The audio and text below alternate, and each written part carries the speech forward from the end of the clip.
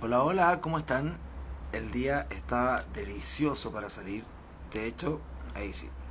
De hecho, iba a salir de mi casa, iba a hacer mi live desde otro punto, mientras almorzaba, qué sé yo, pero eh, me dio flojera. De hecho, quedé vestido y todo el cuento. Eh, y básicamente el live de hoy día tiene que ver con un live que yo iba a hacer. La palabra live se escucha un poco ordinaria en realidad. Estoy con anteojos de sol porque estoy en la terraza de mi departamento y además porque tengo una ojera espantosa y así me veo un poco más presentable. Eh, bueno, hace varios días dije que en honor a una petición que me hicieron, una, ¿cómo se llama? Oyente, escucha, miradora, no sé cómo se dice cuando a uno lo ven por aquí por Instagram, que tiene que ver con la muerte, ¿cierto? Y que es un tema bastante complicado de abordar, tengo que decir, porque ¿quiénes son los que se encargan de eso? No las personas que somos, yo no diría expertas en literatura, pero los que vienen de ciertas disciplinas. En este caso, por ejemplo, la antropología. Sorry que se ve ahí los círculos del aro de luz, pero es algo que yo no puedo controlar. Se reflejan en los anteojos y estas cuestiones son plásticas, así que ahí no hay arreglo que hacer. Bueno, en ese sentido hay dos disciplinas, ¿cierto? O más disciplinas, pero básicamente son dos, que pueden encargarse de hablar de forma responsable y un poco más certera, ¿cierto? Del tema, y que son la psiquiatría y la psicología. Bueno, esto no es un vlog, videoblog de enfermedades mentales ni de proselitismo religioso, ¿cierto? Sino que se trata de hablar de libros y eso es lo que hago yo. Entonces, ¿qué puedo decir? Bueno, bastante de esto. Y la literatura en ese sentido nos arroja muchas luces y una ayuda particularmente, yo diría, intelectual a la vez que espiritual, porque cumple esa doble como militancia, por decirlo de alguna manera. Y cuando estaba pensando, yo nunca preparo como un script o un punteo de cosas que voy a decir, por eso a veces me voy un poco de lado y termino hablando de otra cosa, pero siempre con el foco en los libros. Y anoche lo pensaba porque anoche salí, lo pasé increíble. Fui a una pizzería nomás, fui al tiramisú, que es como de lo más normal. Y yo siempre hago el mismo ejercicio, que cuando me siento en algún lugar, me pongo a conversar con la gente que está en la mesa de al lado. Bueno, evidentemente guardando la distancia de la buena cuna, las buenas costumbres, la buena educación, ¿ah? Para no importunar, porque a veces uno se mete en el medio de una discusión graciosa y lo que siempre me ocurre, graciosa, divertida, sofisticada, como quieran llamarlo, pero es privada la cosa. Y que venga un gallo como, hola, ¿cómo estás? Me encantó yo siempre lo hago así, ¿eh? Me encantó tu estilo, te ves súper bien. Eh, y la gente se pone contenta con ese piropo. Entonces me dicen, oh, a mí me encantó el tuyo también. Quizás lo hago por autoafirmación, no sé. Eh, pero me resulta el 100% de las veces, y así he conocido a varios amigos, en verdad, a bastantes, en diversas partes de Chile y del mundo. De hecho, es una técnica, una técnica, la palabra viene del griego antiguo, ¿cierto? Que aprendí viajando por el mundo, particularmente en países donde es como no conozco a nadie y no tengo ninguna red de apoyo para ninguna cosa, entonces tengo la necesidad de conversar con personas. Y una de las conversaciones como más divertidas que surgen normalmente y que anoche yo pensé que había pinceladas de eso, yo creí que hay que pasar estos anuncios aquí de Instagram que no sé cómo sacarlos, pero vea, filo. Eh, Anoche pensé que podía como un poquito hablar de ese tema porque había una pareja sentada al lado de mí, yo andaba con un amigo, eh, y escuché así como que estaban como hablando así como de qué vamos a hacer en el más allá, ¿cachai? Y si hay más allá, y qué significa más allá, y que yo me desdoblé algo así, ¿cachai? Entonces yo dije, oh, bueno, escuchando tanta burrada, no, estoy ficcionando, ¿no? Un poco, bastante. Dije, voy a meterme ahí en esa conversación para ver si puedo hincar el diente y terminé hablando del sistema de pensiones. Así que no siempre resulta lo que uno quiere. Pero cuando hablamos, por ejemplo, del más allá o de la muerte, qué sé yo, en la literatura, y que no puedes regalar la literatura, en ese sentido, lo primero que se me viene a la cabeza, justo lo que se me vino a la cabeza antes de empezar a hacer este video, que espero les guste, me encanta como que se me ve la piel, puse el aro de luz detrás y se ve así como súper bacán. Eh, Pensé en una de mis novelas favoritas de todos los tiempos. Spoiler alert, pero me imagino que a estas alturas todo el mundo la ha leído. Y que es Ana Karenina de Lev Tolstoy. Eh, no sé si todo el mundo la leyó. Yo supongo que sí. De hecho, una de las razones por las que yo empecé, pucha, el reloj me está diciendo que completé 96 pasos. He dado 96 pasos dentro de mi casa. Eh, eh, una de las preocupaciones que tenía yo antes de hacer todos estos videos, y que le comentaba a la gente, es cómo hacer o cómo no sé, estimular o cómo, pucha, el pelo, ya, ahí sí, o eh, cómo hacer que la gente lea los clásicos. Y resulta que esa es una tarea súper difícil, porque los clásicos, la opinión que tengo yo, mi visión, es que uno, si no está acostumbrado a leer, si no ha desarrollado el hábito lector, es muy complejo volver a los clásicos, porque en general, bueno, son clásicos, los textos son súper largos, hay algunos que están escritos en una prosa propia de la época, ¿cierto? Porque la literatura también obedece, ¿cierto?, al zeitgeist, al espíritu de su tiempo, y a veces resulta un poco aburrida, es lo que me han dicho. Por ejemplo, una vez una amiga estaba como, quería entender, por ejemplo, eh, por qué la gente robaba, y si es que uno puede redimirse después de cometer, no sé, un ilícito, un delito, lo que sea. Y mi respuesta fue, lee a Los Miserables de Víctor Hugo, porque ahí está la analogía más preciosa que hay sobre el robo, pero por sobre todo el perdón.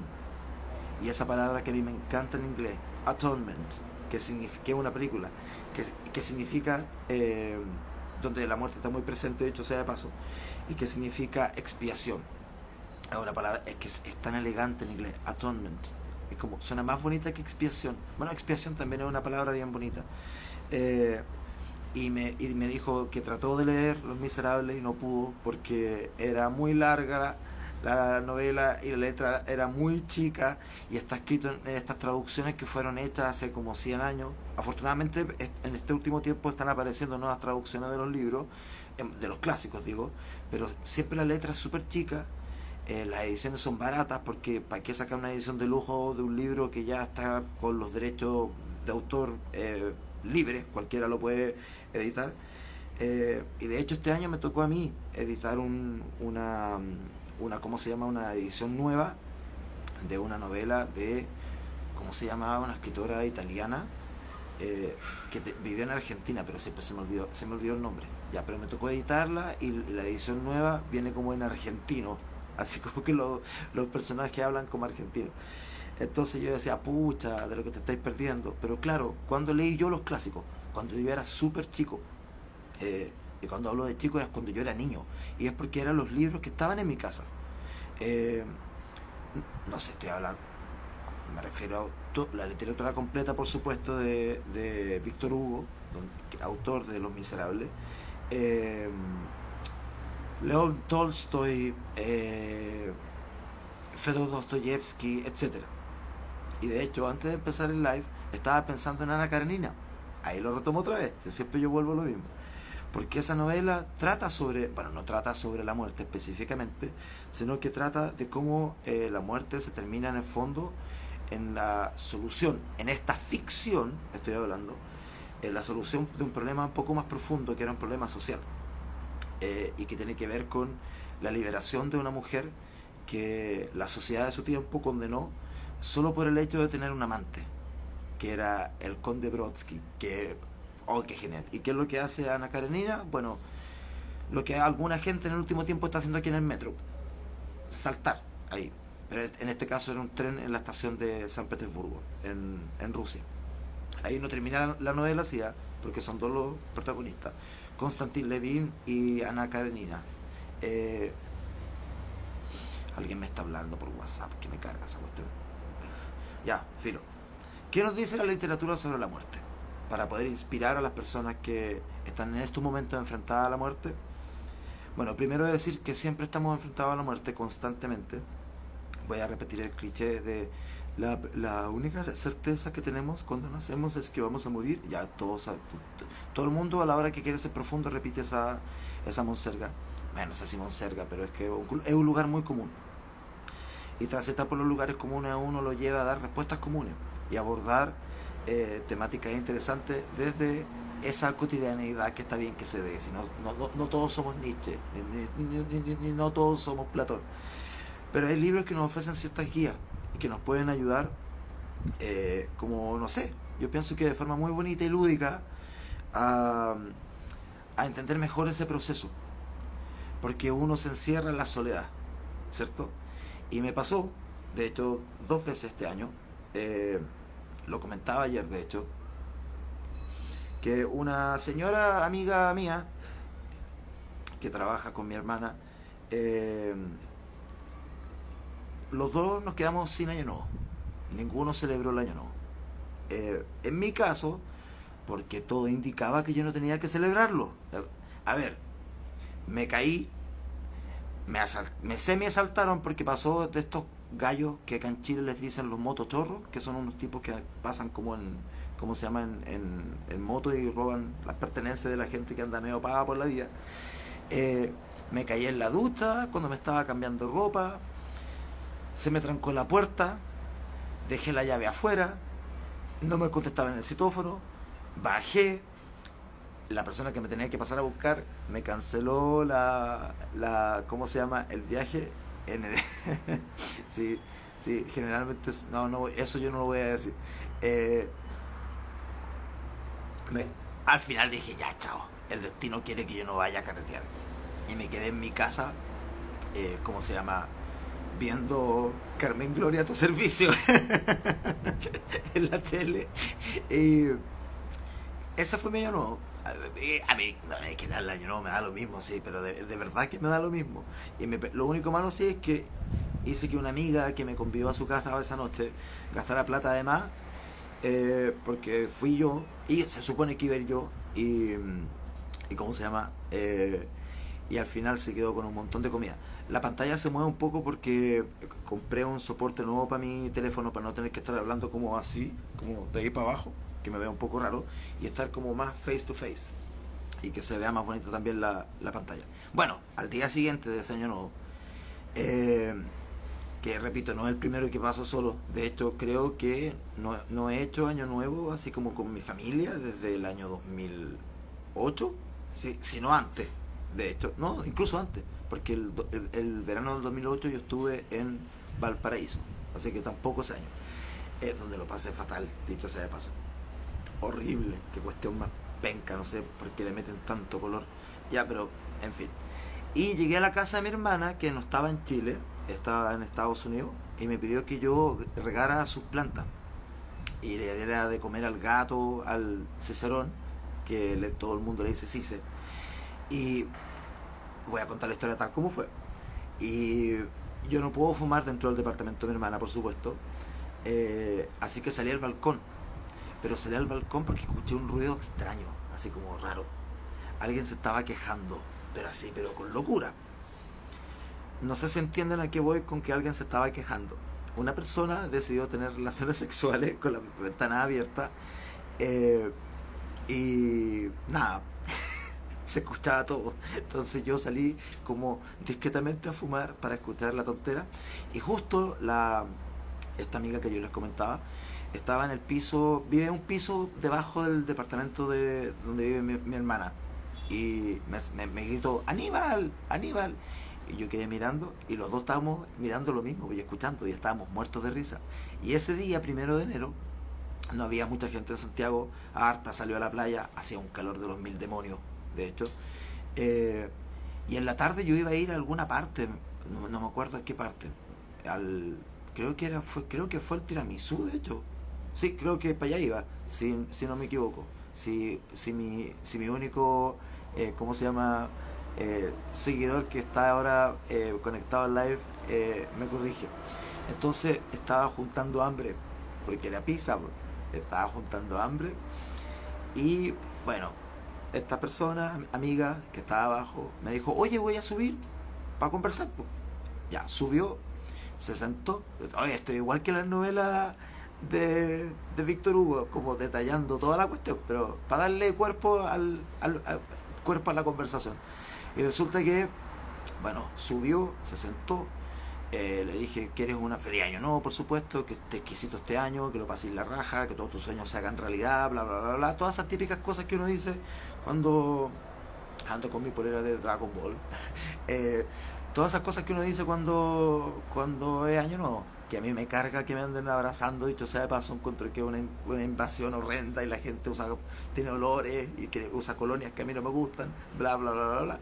Bueno, nos sentamos y estábamos conversando y le pregunté, oye, cómo estuvo tu año nuevo? Porque me había contado su hijo, tiene un hijo que es doctor y había estado de guardia esa noche. Entonces yo asumí que lo iban a celebrar al día siguiente. Y me dijo, no, Aníbal, es que yo no celebro Año Nuevo ni ninguna fiesta en general, pero particularmente Año Nuevo. ¿Y por qué? Le pregunté. No, porque mi hijo se murió hace muy poco y yo creo que todas las veces que celebro una fiesta es como que lo estoy casi como traicionando, algo así me dijo. Y yo quedé para adentro porque no supe qué contestar.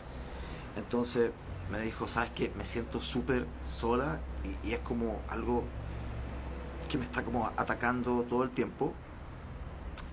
Y estoy yendo al psicólogo, qué sé yo, pero yo le dije al psicólogo que este dolor no se me va a pasar nunca. Entonces me dijo eso.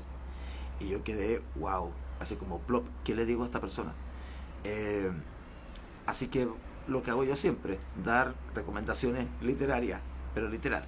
Y me dijo algo que es como súper bonito, que cuando está, ¿cómo se llama?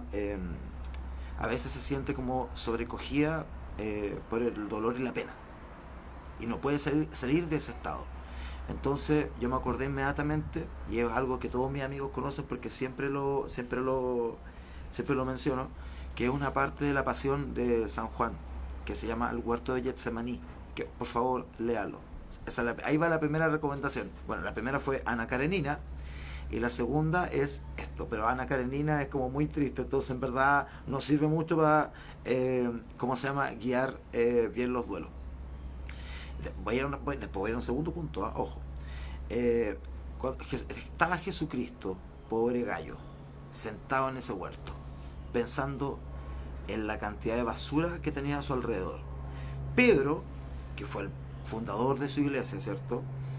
Eh, lo negó 3 veces el infeliz. O sea, imagínate tener un amigo en que tú confías ciegamente y que es tu seguidor y más encima con quien tienes una conexión más allá de la fraternal, es una conexión espiritual, es la persona a la que tú le estás encomendando fundar tu nueva iglesia, ¿cierto? Va a ser la primera piedra. Pedro lo negó 3 veces. eh, Judas, ese infeliz, lo entregó a su verdugo, entonces a él no le quedaba nada y estaba como sobrecogido por el, por la pena, por la angustia y por la ansiedad. En ese tiempo en la Biblia no se hablaba de la palabra ansiedad, no existía el concepto, de hecho, eh, bueno, en ediciones modernas de la Biblia supongo que aparece, pero él sintió en ese momento de soledad absoluta el manto de Dios. Lo sintió así, como que lo cubrió. Y eso lo ayudó, ¿cierto?, a sobrellevar ese dolor tan grande que tenía por dentro de haber sido traicionado por las personas que más quería. Y eso yo lo veo como un duelo, primero, porque fue la pérdida de algo y que se veía como un poco irreparable. Eh, y en segundo lugar, uno puede decir, si uno quiere, a ver, ¿por qué es tan bonita, por qué es tan lindo el huerto de Getsemaní?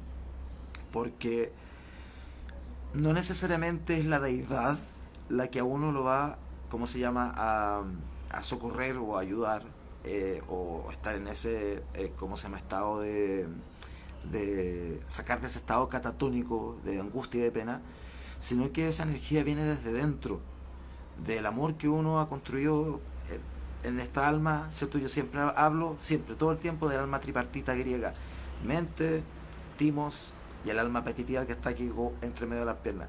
Siempre comandada por la razón. Ya, así está, mira, ahí. Se ve, pues de hecho, porque se me ve bien el naranjo con el verde. Eh, y es ese amor el que está ahí por dentro.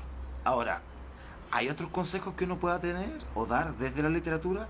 La literatura en general, y desde la que yo conozco más, que es la filosofía, no se trata de un compendio de textos que ayuden como a sobrellevar las cosas, pero sí invitar a la reflexión filosófica en este caso. Es algo eh, que de lo que la literatura se hace cargo, particularmente la filosofía. Recoge el guante como una problemática eh, y arroja ciertas directrices que uno puede seguir. Y esas directrices uno las puede como uno las puede, ¿cómo se llama? Seguir, obedecer o qué sé yo, de distintas maneras, ¿cierto? Y yo me acuerdo cuando era chico, bueno, hace hartos años atrás, yo quería estudiar filosofía griega, de hecho filosofía antigua, precisamente porque yo tenía un problema con la muerte, como un problema de origen como espiritual, y que me quedó pegado. De hecho, yo en mi vida solamente he tenido que enfrentar dos muertes importantes. O sea, es decir, que fueron trascendentes para mi vida y que marcaron un antes y un después. Una, cuando era muy muy chico, murió mi abuela, que fue la persona que me crió, pero así, y me moldeó a imagen y semejanza de ella. Así que si estuviera viva, pucha, que sería raro que estuviéramos los dos, porque de hecho su familia todavía se acuerda que cuando escuchan mi voz es como escucharla a ella, porque también me hizo vegetariano. eh, entonces yo fui vegetariano como desde los 4 5 años hasta como los 16. Así que yo siempre fui hipster. Esa muerte, pero yo era muy chico para dimensionar, o yo era muy chico para entender la dimensión de mi pérdida. Era muy chico, fue tiempo después que empecé como a madurar la idea de cuánto me hacía falta esta persona que moldeó quién soy. La segunda pérdida, a priori de mi decisión de estudiar filosofía, por supuesto, fue muchos años después, el año 2006, murió mi perro, el 2006 o el 2005, bueno, por ahí, el 2006, murió mi perro Copito, que era un perro que me regaló mi papá porque se había muerto mi perra pastor alemán, la Anki, Anki primera, porque he tenido Anki primera, Anki segunda, Anki tercera, Anki cuarta, y ahora recientemente murió la otra Anki, pero yo no estaba tan vinculado con ella, así que no la tomo como pérdida. Y se murió mi perro. Y me acuerdo que el dolor que sentí fue tan intenso, pero tan grande, que cuando hicimos el agujero en mi patio, donde fueron a descansar sus restos mortales, eh, me acuerdo que me puse la mano aquí y lo envolvimos en una mantita que tenía mi hermano, que era como la manta de Linus. Y mi hermano en ese tiempo estaba viviendo en España. Entonces lo llamamos por teléfono. Fue el 2 de junio porque era el día de su cumpleaños, por eso hablamos por teléfono. Y le dijimos, vamos a enterrar a Copito con tu manta. Dijo, bueno, sí, por supuesto. Y lo metimos al hoyo y yo es que quedé mal, no pude dormir en toda la noche. Y lo peor fue al día siguiente levantarme, ¿cierto?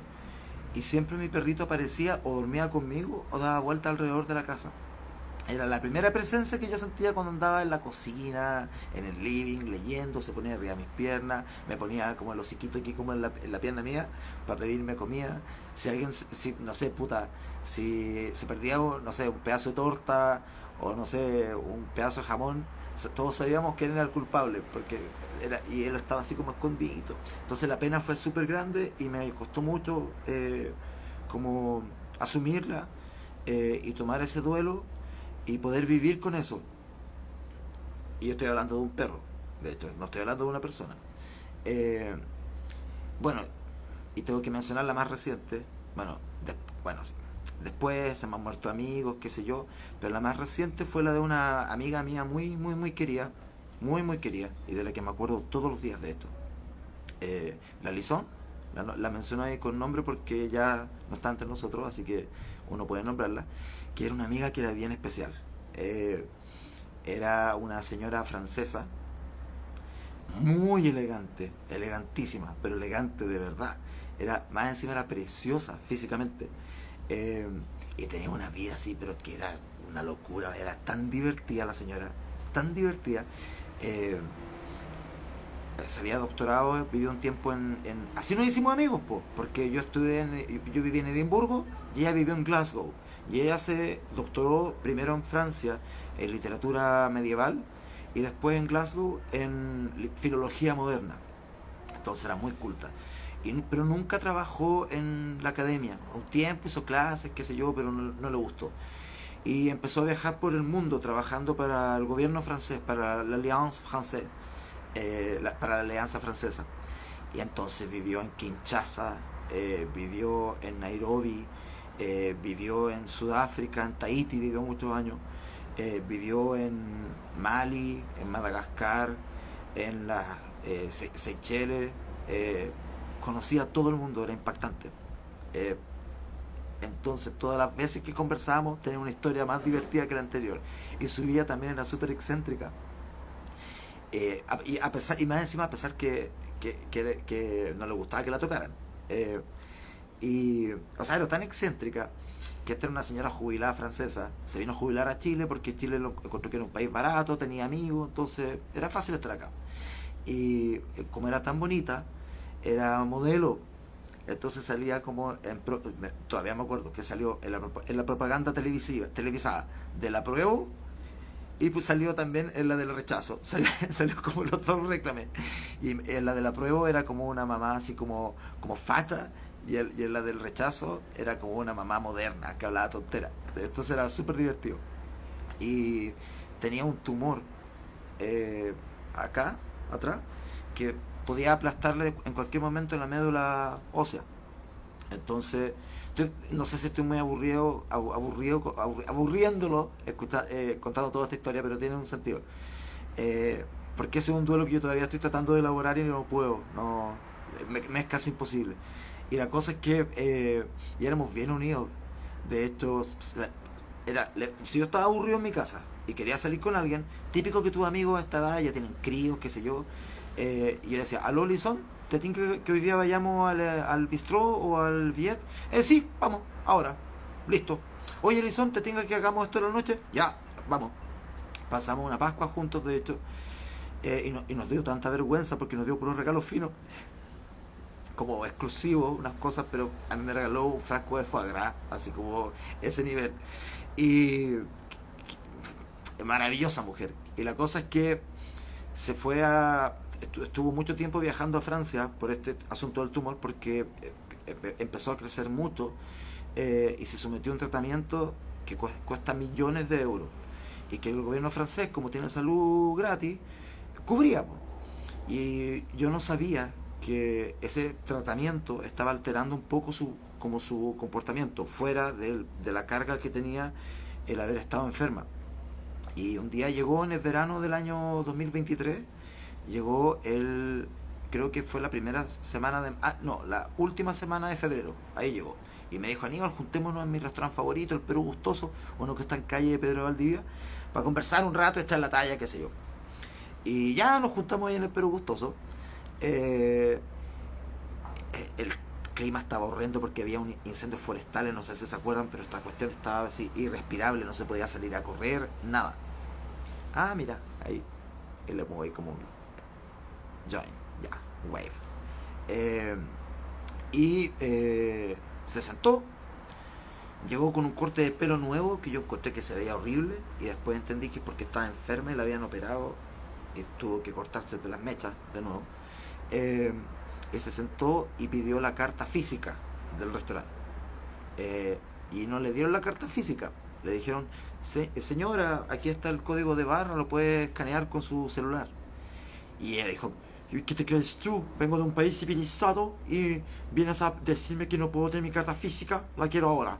Y yo dije, ok, me voy a meter en un lío aquí. Así que fui al baño a lavarme las manos, a tomar agua, y cuando volví había un escándalo, pero sí, pero campal. Estaba, pero en verdad, estaba la crema. Le dije, pero Lizón, ¿qué te pasa? ¿Y qué me hablas tú a mí? Chileno tercermundista, algo así me dijo. Vete a la mierda. Y tiró como a la silla, y yo estaba así, pero por favor, señora, que la lleven a la casa, orate. Bueno, cuanto corto, yo dije, no voy a hablar con este. ella me tiene que pedir perdón. Así dije, me tiene que ofrecer disculpas. Antes de hablar con ella me tiene que ofrecer disculpas. Estoy hablando de una amiga con la que yo no tuve nunca ningún otro conflicto que ese. Hablaba un poco de más. Eh, bueno, vieja, que más quería. Pero hablaba un poquito de más. Eh, y resulta que después se fue a París. De vuelta. Y pasó harto tiempo en París y yo dije, bueno, eh, es que me cuesta un poco hablar de eso. Se fue a París y yo dije, bueno, eh, será, se fue. Todavía estoy esperando la llamada.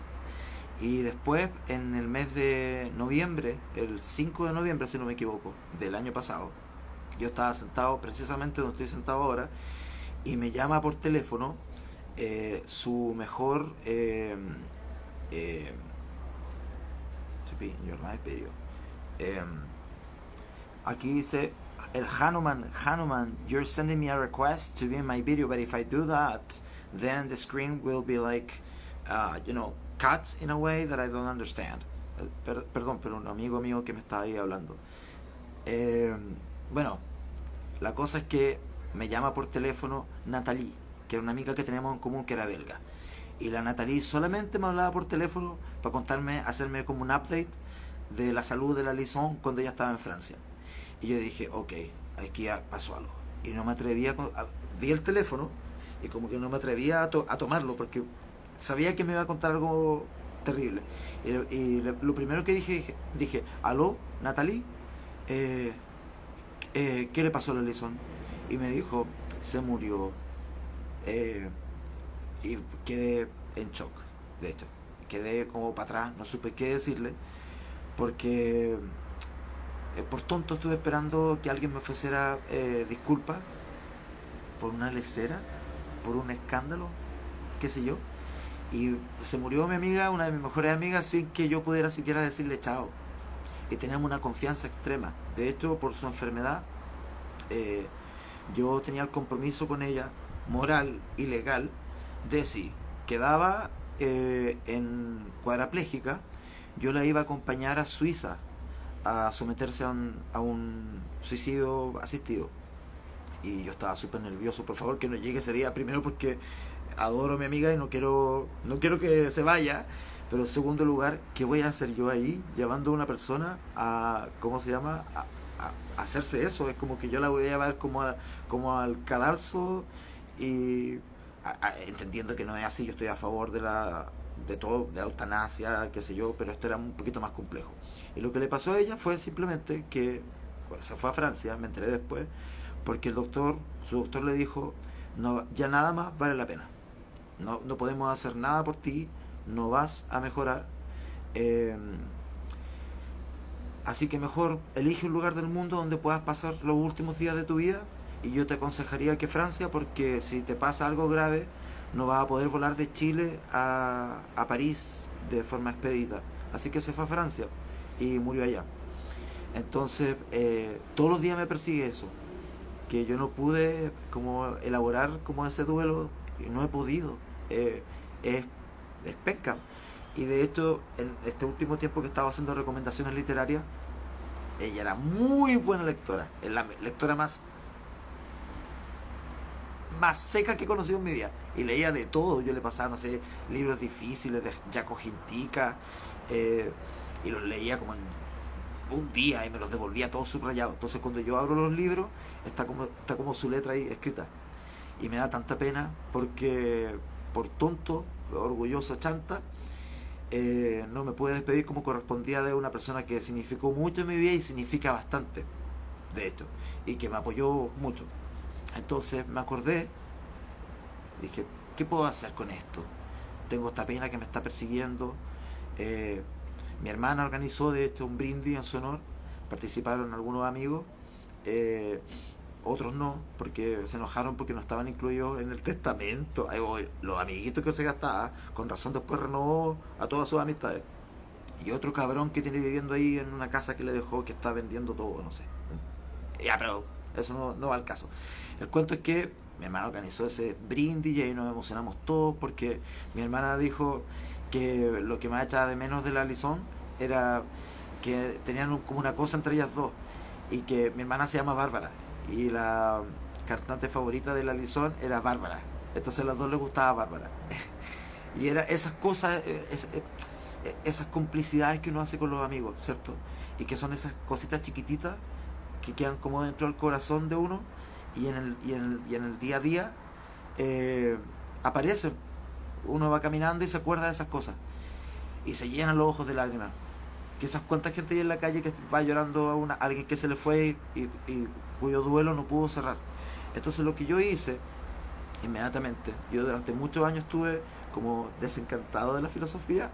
Es como que la filosofía no pudo sobrevivir con mi desprecio, porque yo estudié filosofía y mi tesis de maestría, de hecho, fue sobre la inmortalidad del alma. ¿Cachan el tema? Pero había que aterrizarlo a la filosofía. Y lo que en este caso, en mi caso, tenía que analizar las 6 pruebas sobre la inmortalidad del alma de Platón, que aparecen esbozadas, bueno, así, las 6 aparecen esbozadas en el Fedón, pero asimismo en el Menón y en algunas partes de Critón, del Hipias, y de la República. Pero yo me centré particularmente en el Fedón, donde aparece descrita incluso la carta del carro, del tarot de Marsella, que no sé si la conocen. El hombre que va como con los 2 caballos aparece descrito ahí en ese libro, y habla de cómo el alma, Platón creía que el alma existía fuera del objeto, es decir, existía el fenómeno, que soy yo por ejemplo, y existía el noumenon, que es lo que hace posible que yo sea lo que soy. Entonces, fuera de cualquier alegato, ¿cómo se llama?, religioso, eh, en metafísica, que es un área de la filosofía, se estudia esa área, ese tema. Me caga la palabra tema, que es la pregunta que interroga por el sentido del ser, ¿ya? Para ponerlo en palabras de Heidegger. Entonces Platón creía en la inmortalidad del alma, porque se resistía a la idea irracional, decía él, se resistía a la idea irracional de que eso que me hace a mí particular, especial y único, desaparezca en el momento de la muerte. No es posible, decía él, no es posible. Y fue incluso más allá. Platón acuñó una teoría que se llama The Theory of Recollection, que es como la teoría del recuerdo, o creo que se llama la teoría de la reminiscencia platónica. Así se llama en español, yo la estudié en inglés y en griego antiguo, cáchense. Entonces, mientras yo escribía esa tesis, esa disertación, o sea, mientras estaba estudiando para esa disertación, me acuerdo que me iba a la Librería Nacional de Escocia, o a la librería de la Universidad de Edimburgo, o a la de la Escuela de Divinidad. Y entre medio me ponía a leer cualquier cosa, o sea, pero todo vinculado con la muerte y el más allá. Leí completo Afterlife, que lo recomiendo mucho, que se llama como vida después de la muerte, del teólogo suizo Hans Küng. El otro día dije que era alemán, y no, es suizo. Eh, Leí todo lo que tuvo que escribir Aristóteles al respecto. Leí a todos los vitalistas, incluso leí a los epicúreos, que son súper difíciles de entender.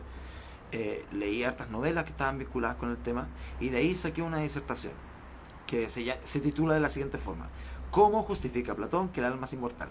Entonces, para hacer frente a esta pérdida reciente que tuve,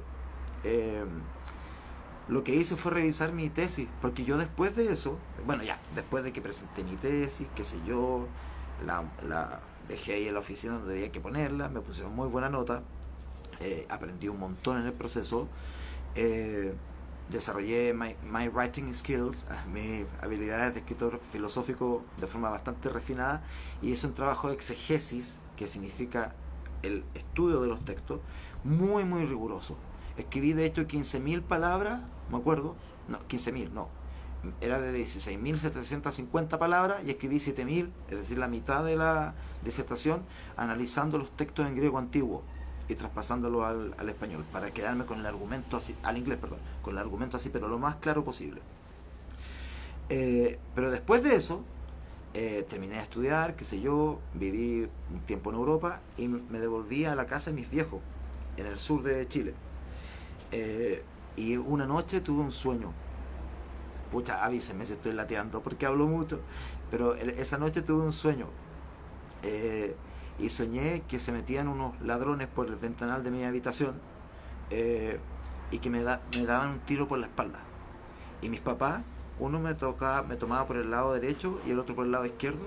Y me acuerdo que ahí en ese momento empecé a sentir que me estaba muriendo y tuve que aceptar la realidad eh, objetiva e irrefutable de que no me estaba abriendo hacia ninguna posibilidad ulterior. Es decir, que no iba a haber cielo después que yo cerrara los ojos, que no iba a haber Sheol, que no iba a haber Hades, como decían los griegos, sino que simplemente era voy a cerrar los ojos, voy a dejar de respirar y me voy a morir. Y fue tremendo porque fue un sueño. Y de hecho lo único que me preocupaba en el sueño era que a mis papás les fuera a ocurrir algo. ¿Y qué iba a pasar con ellos? Eh, Iban a morir de forma individual cada uno, pero yo no los iba a volver a ver nunca más. Y de hecho, como estaban de espalda, como protegiéndome, no les veía la cara. Entonces me estaba muriendo con la certeza de que no alcancé a ver a mis papás. Eh, y desperté. Fue una pesadilla horrenda. De hecho, creo que estaba mezclada con un poquito de parálisis del sueño. Eso que cuando estás como en periodo de somnolencia y uno tiene una pesadilla, no puede despertar. Algo así fue. Y la cosa es que a partir de ese día, por ese sueño, nunca más creí en la vida en el más allá. Pero nunca. Fue un convencimiento mío, pero absoluto. No, me transformé casi en ateo. Así como, pero por un sueño. Eso fue lo que pasó, por un sueño. Y yo creo que bueno, fuera del ribete de realidad que tenía mi sueño, porque me ocurrió a mí, eh, también es fácil ser ateo y no tener creencias. Es como un lujo que se da uno cuando ha tenido pocas pérdidas. Porque yo hasta ese año, que fue como el 2013, por ahí, 2012, eh, había tenido solamente estas dos pérdidas, pues, mi perro Copito y mi abuela, nadie más. Y después a lo largo de la vida me ha tocado lidiar con la muerte de otras personas, eh, pero he aprendido cómo a elaborar esos duelos porque no eran personas tan importantes. Evidentemente lloré, un profesor muy querido mío que me enseñó estética antigua y antiguas teorías de la existencia, esos dos cursos, e introducción al método filosófico. Andrew Mason se llama el hombre, se llama, murió y me afectó harto de esto porque era mi profesor favorito. Eh, y murió de una forma bien triste, de hecho, solo en Londres. Y después le escribí una carta a su hermana y me la respondió de forma súper amorosa y amable, a la inglesa, sí, pues, sin lloriqueo y sin histeria como nosotros los latinoamericanos. Y la cosa es que ahí dije, voy a empezar a volver a leer los textos que leía en la universidad y que abandoné por tanto tiempo. Entonces pesqué, por ejemplo, el Fedón y lo leí como con otros ojos. Entendí mejor a Platón, de hecho. Eh, Agarré el Menón, donde Platón esboza su teoría de la reminiscencia, ¿cierto? Eh, que básicamente Platón creía la reencarnación, y eso se debe a su contacto que tuvo con los pitagóricos en el sur de Italia. Que los pitagóricos, la escuela pitagórica, creía en la reencarnación. Eh, y empecé como a resignificar lo que había estudiado durante años y que había ignorado porque pensé que que no me servía de nada a nivel espiritual ni intelectual, porque yo rechazaba la idea de que había algo que hacía que yo fuera lo que yo soy y que después de mi muerte se fuera a ir a alguna parte. Entonces, ¿para qué iba a estudiar algo que yo ya estaba negando a priori de forma un poco, no ignorante, sino que infantil? Ignorante no, porque leí todo eso, pero infantil porque en el fondo estamos hablando de metafísica. A pesar que Wittgenstein mató a la metafísica diciendo que toda realidad se reduce simplemente al uso del lenguaje. Bueno, cuento corto, cuando murió mi amiga, volví a retomar mis textos antiguos, de esto. Y yo creo que ella estaría más que feliz si estuviera viendo que estoy subiendo videos de libros, porque siempre los dos hablábamos del mismo tema, de cómo estimular el hábito lector, etcétera, etcétera. Y empecé de nuevo a retomar esas lecturas. Y empecé como a vincularme con las concepciones de la muerte y de la vida que tienen otras culturas para poder entender un poco por qué yo lo estaba pasando tan mal. Porque todavía no lo entiendo. O sea, lo entiendo un poco más porque ha pasado el tiempo, pero todavía no lo logro entender. Eh, Primero, ¿por qué desarrollo un vínculo amoroso y afectivo con alguien? Y cuando uno hace eso, nunca nos dicen que ese vínculo se va a romper. Es al revés, po, ¿cierto? Uno lo mantiene. Y de hecho, un duelo que me tocó vivir a mí, que fue un duelo amoroso, eh, me dolió bastante, de hecho. Pensé que me iba a morir yo, de hecho, y que mi vida no tenía sentido. Y todavía me acuerdo que llegaba a mi casa, odiaba llegar a mi casa, quería estar todo el día afuera. Llegaba a mi casa y, y me acuerdo que decía, ¿por qué no me puedo arrancar a esta persona del corazón? Que era como la gran rabia que yo tenía, ¿por qué no me la puedo sacar de aquí? ¿Y cómo me pudo olvidar a mí tan fácilmente? Porque si hubiera levantado el teléfono, yo hubiera salido corriendo, literal. Bueno, nadie se muere de pena, en este caso. Y después vienen otras personas, pasan otras cosas en tu vida, qué sé yo. Entonces esos duelos son más fáciles. Y no hay mucha... ahí uno lee tanta literatura al respecto, no se mete a Google, se mete a Wikipedia y es como cómo lidiar con el duelo del rompimiento de una relación amorosa. Eso es más fácil. Y a todos nos va a pasar y a todos nos pasa. Sin embargo, cuando es la muerte de alguien muy querido, la solución no es tan fácil.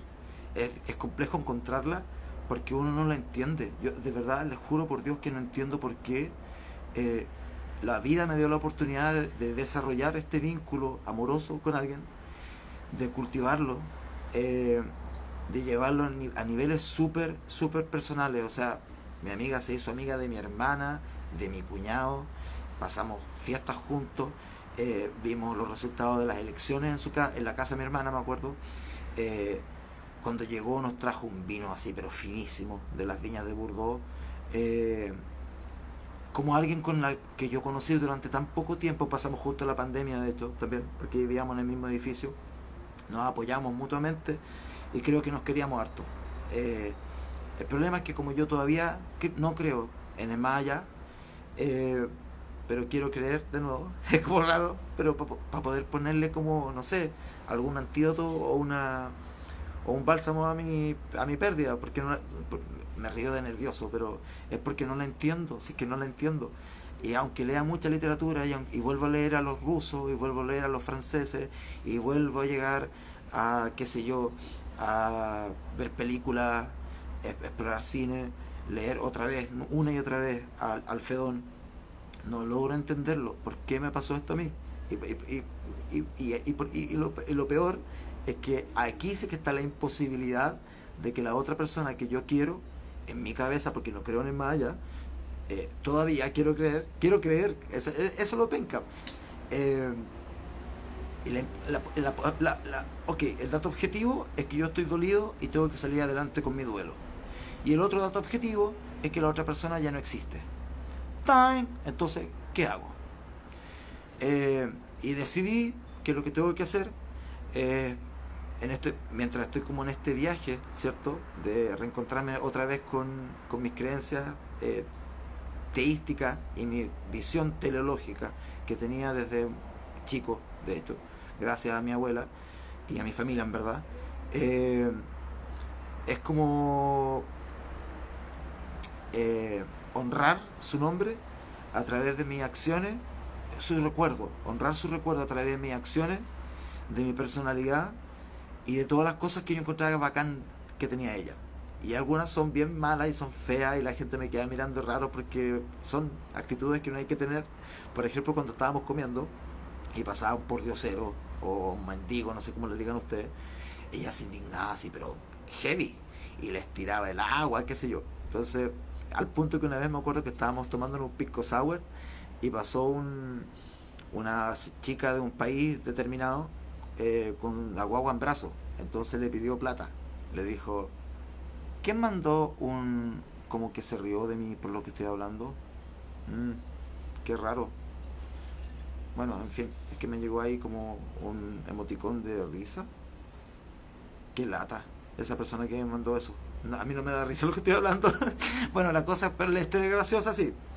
Porque llegó esta mujer con la guagua y pidió plata. Y, y mi amiga Isol le dijo, eh, me reí de lo que dijiste, Alison. Ah, ya. Ah, ya, está bien, ya. Ya, es que igual estoy contando una anécdota, estoy como todos los tontos. La cosa es que nos sentamos, que, a ver, le tiró a un mendigo. Un mendigo una vez la amenazó con una botella y esta vieja, como sabía de todo, también sabía karate, lo redujo, le sacó la chucha y estaban todos los del restaurante así parados en la puerta viendo a esta señora flaquita reduciendo a un compadre en el suelo. Bueno, y esta vez estábamos tomando pisco sour y ella así súper elegante, si era, que era elegantísima, si era modelo de Sara, así como si era preciosa. Entonces, me acuerdo que estaba sentada así, ¿cachai? Me enseñó a fumar también, de hecho, así. Y Aníbal, estábamos pelando a alguien de esto, me acuerdo. Y pasó esta señora. Señora, ¿tiene algún, cómo se llama, una moneda que me dé para mi pobre familia que estamos pasando hambre? Y Lizón le dijo, no, para ti no. Y la, y la gente del restaurante nos quedó mirando raro, porque fue como un no francés. El no chileno es no, el no francés es no. Entonces suena como más fuerte. Y lo dijo así como con vehemencia. Y la galla le dijo, uy, qué simpática. Y la Elizón le contestó, no, no soy simpática y nunca lo seré. Entonces, la risa en el restaurante fue general. Todos se murieron de la risa, incluyendo a la mendiga, incluyéndome a mí. Y mi amiga se contagió de la risa. Entonces, como la chica la hizo reír y en el fondo todos lo pasamos súper bien, la Lizón, que era más buena que el pan, abrió su cartera y le dio 5 lucas, 5.000 pesos. Entonces ahí puedo encontrar con un poco de redención su historia. Pero yo hago lo mismo, lo hago de forma rara porque lo aprendí de ella, de hecho lo hacíamos los dos juntos. Eso como de que pasa alguien a pedirme plata y le digo, no, que pase de largo. Eso lo aprendí de la Lizón. Porque los dos vivimos en países diferentes, o sea, en países raros donde hay que ser fuerte y hay que aguantar harta cosa dura, y no hay lugar para los débiles, como se llama en la película. Entonces los dos, como que yo encontraba que ella tenía razón.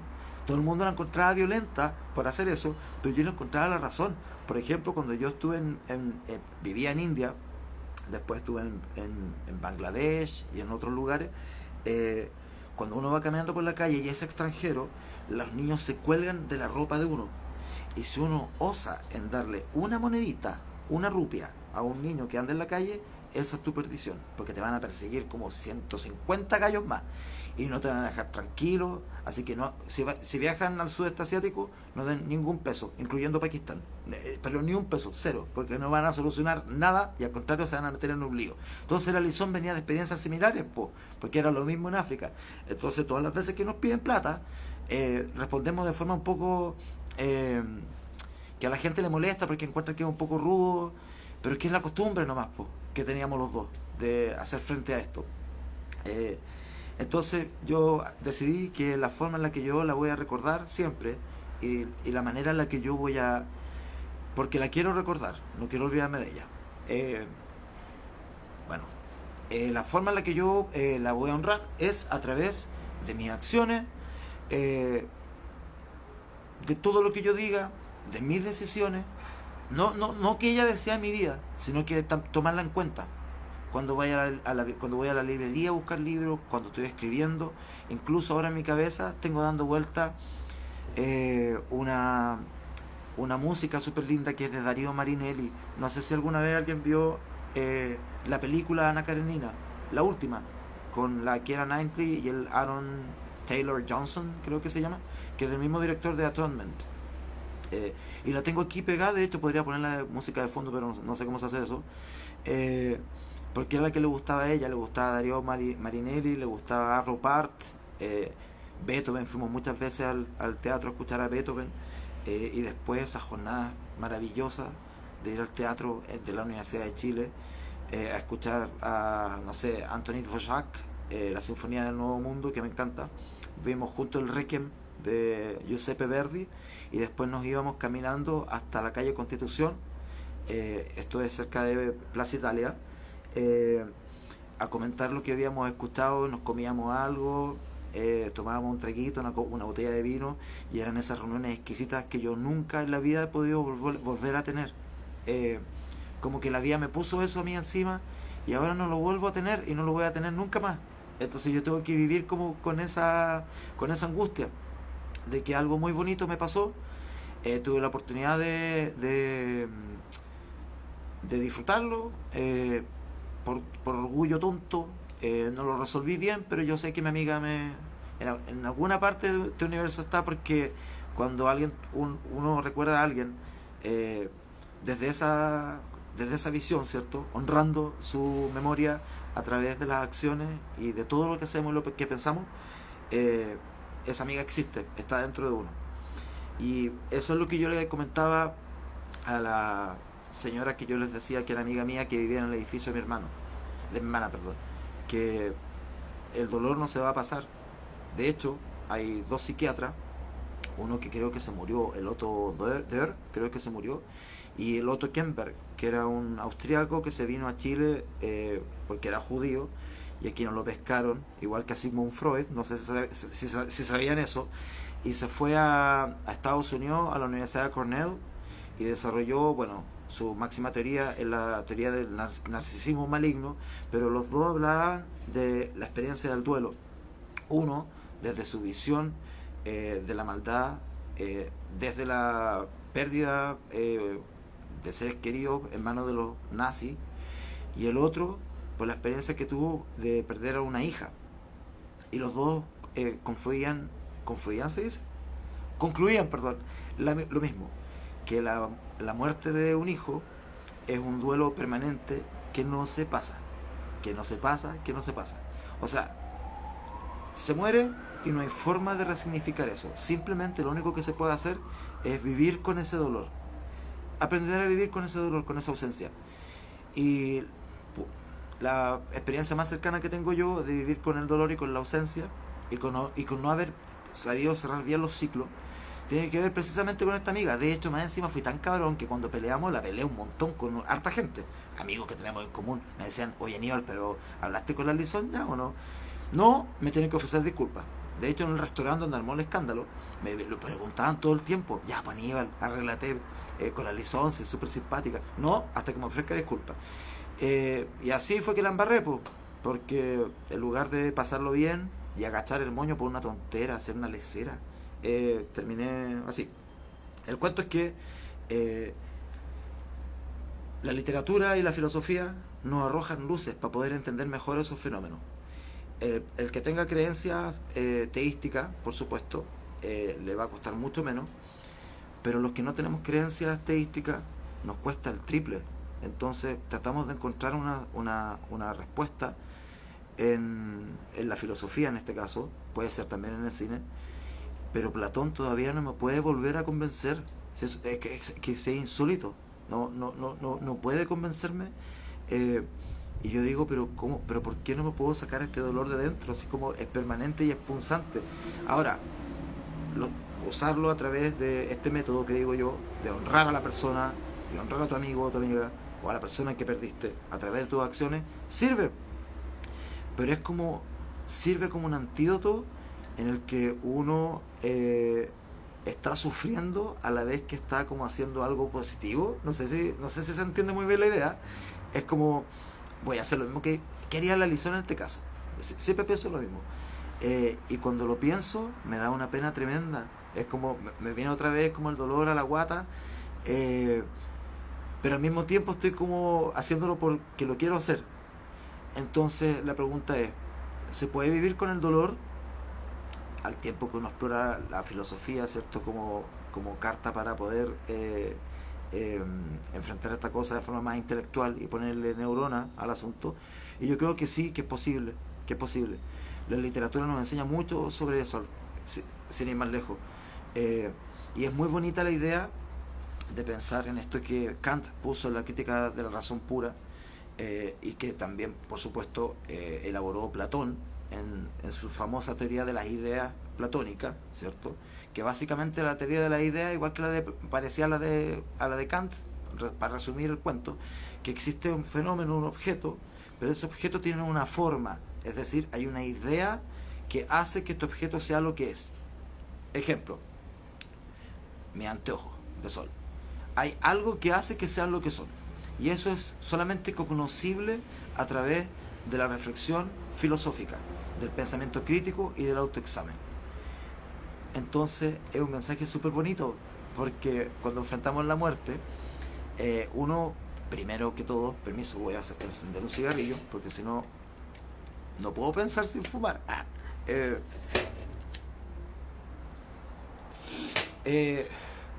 Uno al principio cuando tiene una pérdida llora nomás, po, y se acuerda de cosas, y lo pasa mal, se pone triste.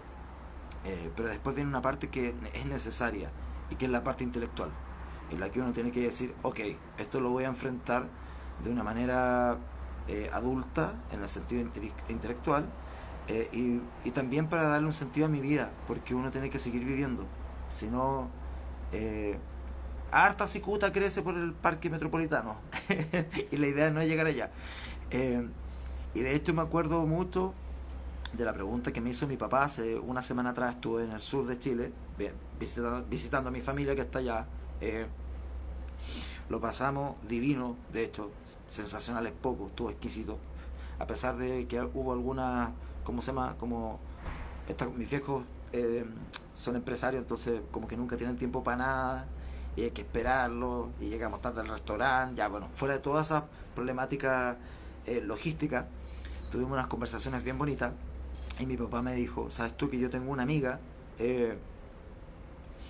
que fui a su casa, y en la parte trasera, no, me imagino que donde está la piscina, claro, porque todo el mundo tiene que tener piscina, pero en mi cabeza, Carmen se llama, la Carmen tiene piscina. Su hijo se murió hace muy poquito, y ella tenía una carrera bien pujante e interesante como mujer, y como lo tenía todo en su bagaje, según lo que me contaba mi papá. Y su hijo murió hace muy poco, y en la parte trasera construyó como una especie de altar con una imagen de su hijo, y se hizo muy amiga de un perrito que era el perro del vecino, que era una Akita. ¿Y quién son amigos de una Akita si los Akitas son terroríficos? Bueno, ella lo hizo, y le está ayudando, según mi papá, fue según lo que él me contó, dentro de lo que él entendió, la está ayudando a sobrellevar su duelo.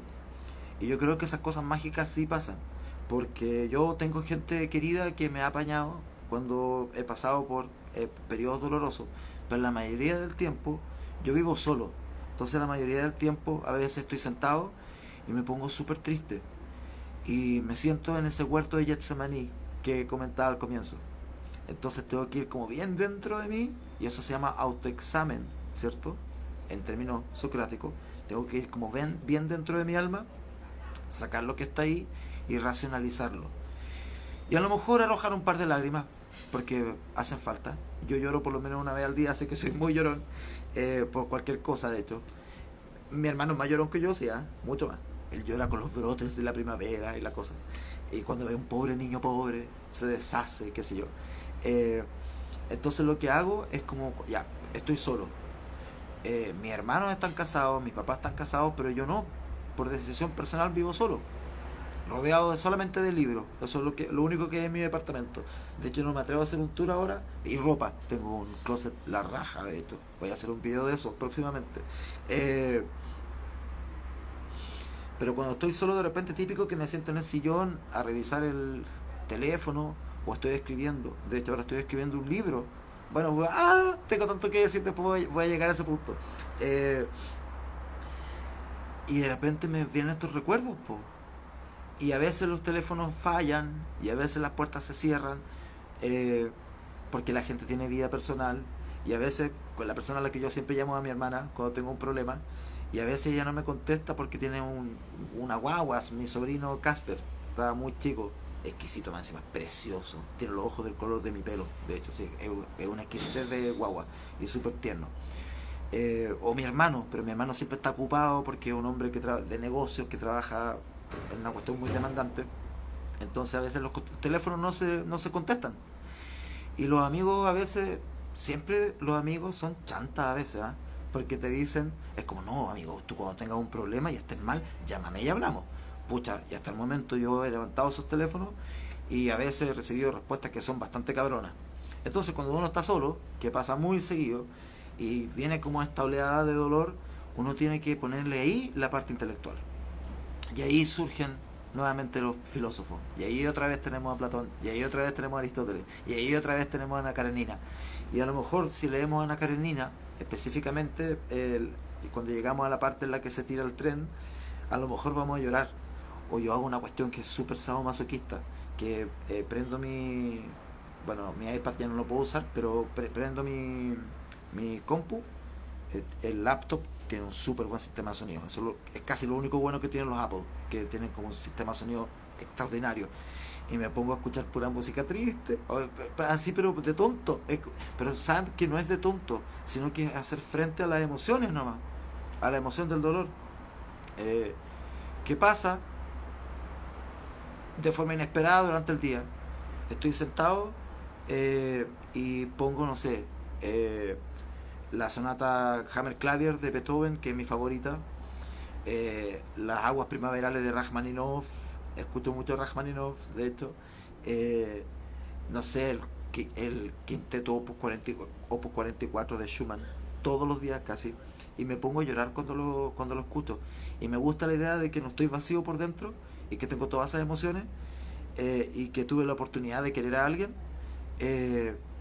y dejó algo dentro de mí, aunque cueste sobrellevarlo. Y en ese sentido tenemos hartos elementos que nos pueden ayudar, pero no a un escapismo ridículo tipo Eat, Pray, Love, que era ese libro que todo el mundo leyó en el 2012 y uno se pillaba con gente en Bali o en Tailandia porque habían leído el libro y por eso andaban allá, sino no negar las emociones, están pasando, están ahí, y si hay que leer un libro que me va a hacer un poquito de daño, léelo. Si voy a ver una película que va a ser fuerte, mírala. Y si hay que derramar un par de lágrimas, ojalá tenga al lado una buena caja de pañuelos desechables, o en su defecto confort, y si falta todavía no va, y si no siempre hay un calzoncillo que uno no usa. Pero a lo que voy yo es que desde la literatura la muerte se ficciona, entonces es súper fácil, pero desde la experiencia sensible real, ahí la cosa cambia. Mira, no sé cuánto tiempo llevo, porque esto se corta a los 59 minutos, no sé cuánto tiempo llevo, y creo que ya lo tengo que cortar, pero ahora me está pasando otra cosa, que estoy escribiendo un libro, y es un libro que se trata precisamente de la muerte de alguien. Y es bien triste porque está basado en una historia 100% real. Y me ha costado mucho hacer la investigación previa para poder escribir este libro, porque es muy dolorosa la información a la que he tenido que tener acceso. Entonces es como...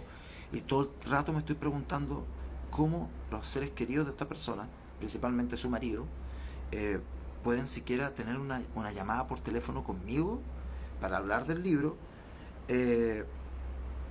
si yo quedo así de afectado después de leer esos archivos. Y ahora que estoy ficcionando la historia, y me está quedando súper bonita de hecho, me emociono todavía más. Entonces, bueno, no soy el Maharishi para andar dando consejos, ni soy Osho, ni soy ninguno de esos gallos, pero como lector, como escritor y como filósofo de formación, esos son mis consejos. Espero haberle dado sentido a la conversación. Eh, eh, y a no negarse a las emociones cuando pasan. Hay que honrarlas, hay que sentirlas, hay que exprimirlas, hay que pasarlas, pero no negarlas. Eso es una tontera. Y es parte de la vida, y nos van a seguir apareciendo duelos. De hecho, una amiga una vez, la Cristi, ella es sola en el mundo junto con su marido y su hijo. Entonces me dijo, pucha, que lata que Víctor, así se llama su hijo, tenga tan poquita familia. Y yo le contesté, sí, pero va a tener que llorar 2 veces nomás. Y me dijo, uy, qué buena perspectiva, buena perspectiva. Sí, porque cuando yo pienso que voy a tener que llorar como 6 veces, porque tengo 6 parientes, o sea, mi papá, mi mamá y mi hermano, voy a tener que llorar, pues. Y uno queda con traumas raros también, ¿eh? Es como que ahora estoy hablando de mi vida personal, pero tengo tanto miedo a que me vuelva a pasar lo mismo, a sufrir otro duelo, otra vez, otra cosa. Tengo un miedo así como inconmensurable, que me pongo muy inseguro. Entonces a veces como esa inseguridad la transformo en acciones que no necesariamente son muy positivas para la otra persona, porque estoy tan inseguro que una persona me quiera, que prefiero antes de sufrir por dentro, que ojalá me mande a la conchinchina, a la punta del cerro, y así yo no tengo que tener un duelo que sufrir, porque siempre estoy pensando que me van a dejar botado. Como yo les decía el otro día, siempre tengo una, no sé, bajo autoestima será, pero siempre pienso que soy poco interesante como persona. Entonces, a veces me pasa eso, que me gustaría terminar como de forma horrible un vínculo amistoso, o de cariño por el miedo que tengo al, ¿cómo se llama? Al duelo, eh, porque Dios mío que cuesta. Bueno, eso, que tengan un domingo espectacular, y a ver si más rato me voy a tomar, a comer algo, una ensaladita a la noche, y pongo un tema más alegre. Y ahí me comentan qué tal les parece el video. Ya, chiquillos, que tengan una linda tarde.